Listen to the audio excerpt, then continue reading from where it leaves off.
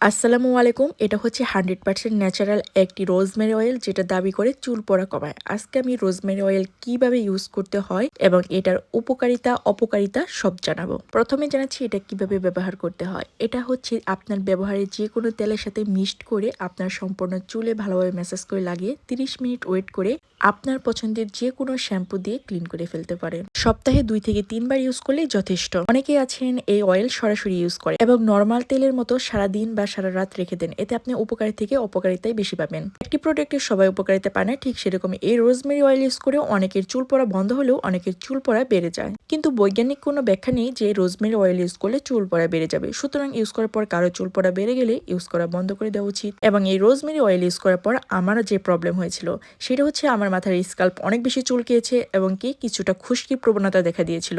এবং সাথে সাথে আমি এই রোজমেরি অয়েল ইউজ করা বন্ধ করে দিই এবং আমার খুশকিও চলে যায় আলহামদুলিল্লাহ। আপনি যদি সমস্যা বুঝতে পারেন এভাবে সমাধান বের করতে